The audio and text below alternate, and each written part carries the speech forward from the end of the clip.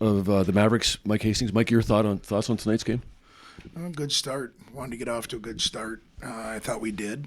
Um, and then kind of a little bit of our history so far in this year is just some self-inflicted wounds. Puck management.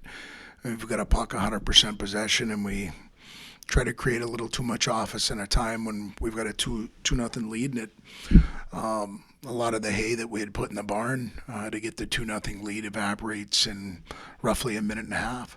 So then you go back to work, and you got to give them credit. They found a way to get one by us, and we did. And thought we had some looks, some opportunities, but at the end of the day, for us at home in our own building, scored 3 goals on the weekend. 2 of them were on the power play.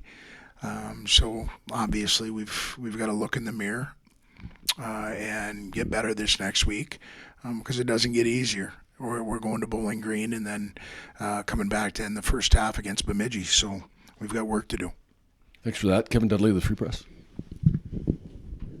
On the start, there was, the first goal, Sandlin, and the second one was a third from Isley, a third chance. You talked about that a lot last night, wanting to be better there. Both goals were kind of close in. Was it, were you happy to see that, the way they happened early? I thought it was a perfect start. You couldn't have drew it up any better. Yeah. And again, we're, previously I think we've been able to outscore some of those mistakes as far as that's not the first 2-0 lead that we've given up, and so tonight we learn from it the hard way, and sometimes those are the lessons that need to stick. And like I said, I like the start that we had tonight. I just didn't think we did enough to extend it. Shane Frederick of Puckado. What's surprising you about kind of the lack of finish? I mean, I know they blocked a lot of shots. Their goaltenders played well, but is it making plays in front and trying to get people moving? Is it getting to the hard areas? It seemed like you did that pretty well this weekend and just kind of came up short in those areas. Yeah, there's a fine line at scoring goals, especially 5-on-5. If it's might be a little bit of poise, Sandy gets one in tight, rings one off the post. I'm a big believer in you make your own breaks, right? And so,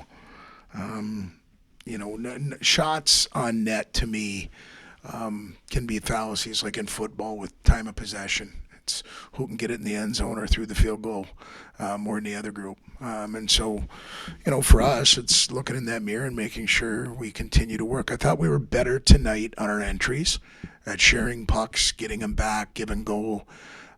Created more off that also. And then, again, I think we got away from it a little bit. Guys are trying. But we've got to understand we've got to work as a unit of 5 to be able to accomplish what we want to accomplish, whether we have it or whether we don't. I thought they made it difficult. They blocked 47 shots this weekend. We talked to Andy yesterday about how that's kind of their MO, what they do. Just talk about them and them making it difficult. Yeah, it's a fine line at this level between winning and losing, and so to me, the commitment level, you saw that from them on. Whatever they had to do to keep it out of the net, they were willing to do, and you've got to tip your hat to them. It's something we need to learn from a little bit. And then they found a way to make a play in the third period, and we had some opportunities, and we just couldn't. So, again, like I said, we need to look in the mirror and make sure that we go back and just learn from what happens, and what happens is it hurts, especially at home. So now we've got to regroup, and we'll continue to look in the mirror and find out a little bit about our group. Mike, you haven't been swept at home since 2015, and I think if everybody's history is right, you haven't been swept at home by a conference opponent since Wisconsin, which is 2 conferences ago, basically. I remember that, by the way, but just like I'll remember this one. I mean, can you just talk about that streak and your ability to have done that over time? Because streaks do, come to an end. You know what? I think we earned that. Just like I've got to tip my hat and say to Ferris, they earned theirs this weekend, and so, at the end of the day, the journey that we're on as a group is going to have some peaks and valleys. This is a valley, and how we manage that what we do as far as a leadership group and an entire group on trying to utilize it for us to get better. You don't beat this into it. The guys are walking out of the rink not feeling good. And you know what? So we've got to find a way to turn this into a positive. And the only way you do that is you look at the things that you've done that aren't quite enough, and you man up, you go about your business, and you go to work again. And that's what we're going to have to do, because there's not going to be anybody feeling too sorry for us. So we've got to go about our business and go earn our work. All right. Thanks very much, Mike. Thanks. Appreciate it.